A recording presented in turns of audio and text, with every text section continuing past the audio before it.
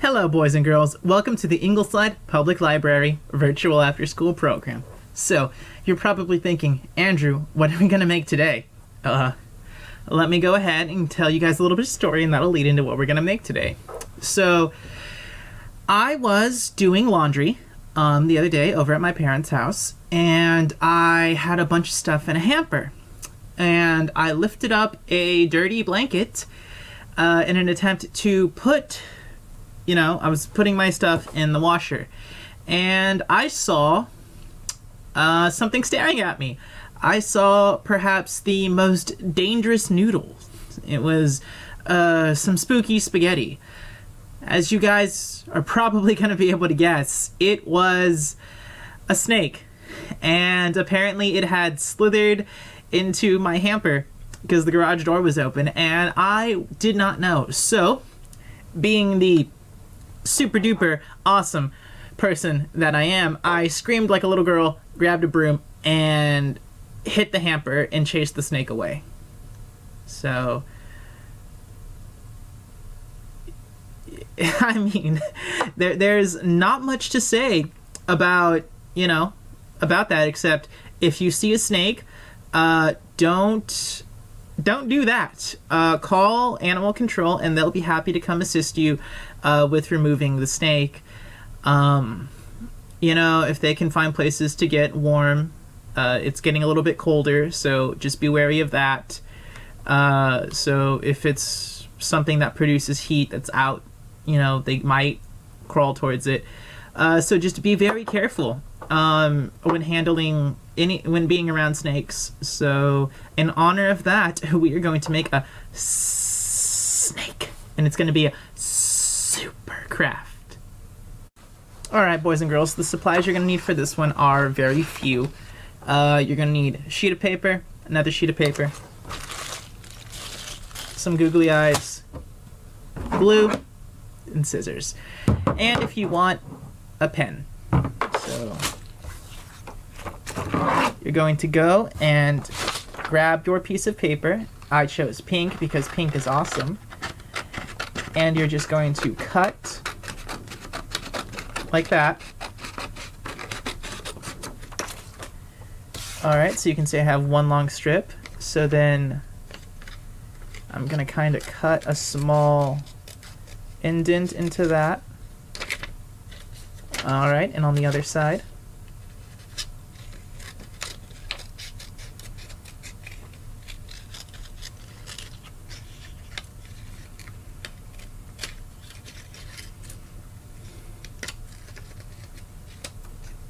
Alright, so as you can see, it kind of has like a head. So the end, and this is going to be the end of the snake, you're just going to cut a tail. Kind of looks like a tie right now, but you're just going to fold it now like that. So one layer goes in, one layer goes facing out, so another goes in, and another goes facing out, then another goes in, and the very last one goes facing out. And now you have the beginnings, kind of hard to see, but now you have the beginnings of a snake. So I'm going to go ahead and get red paper. Doesn't have to be red, just normally it would be red. I'm going to cut a small square off.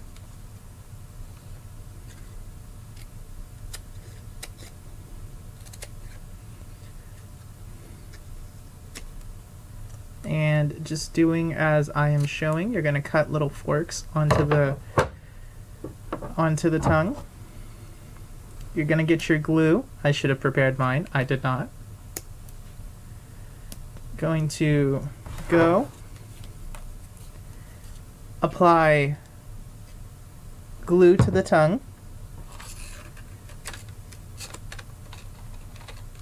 Sometimes you might want to measure, because it looks like my snake has a tongue about as wide as its head, which probably doesn't happen too often in nature. So now you're going to go and choose eyes. So these are the eyes that I'm using.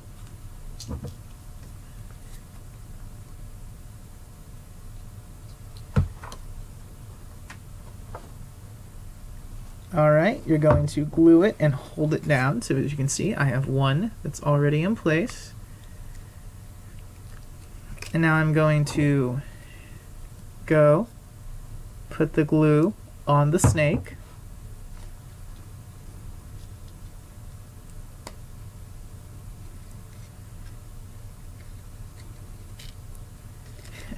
And there you guys go. That is the simplest way to make a snake. So let me move the camera. Perhaps I should have done that earlier. So hopefully you can see. And I'm just going to add spots to it, decoration.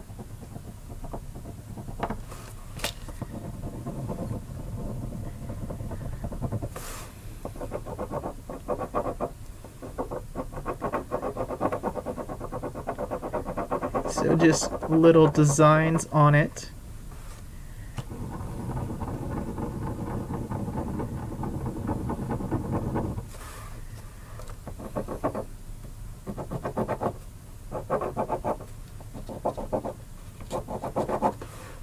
You know, it doesn't have to mean anything. It is just a little paper snake we're making just for fun.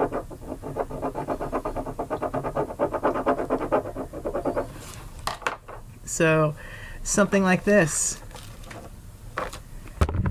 Alright, boys and girls, so our finished product, so our double finished twice, is a snake with really odd and meaningless designs. So, if you wanted to, you know, you could have a snake attacking your Lego city, or a really weird looking snake going and running after your Hot Wheels. Do snakes run? You'd have a snake chasing after your Hot Wheels. So thank you, boys and girls. I know this craft is not the funnest or the most involved we've had, but you know, I saw the snake in my laundry hamper and I was scared enough, and it gave me an idea. Why not make something silly? Why not try to make, you know, a silly looking thing out of a pretty scary experience? So thank you, boys and girls, and I hope you have a wonderful day. Bye-bye.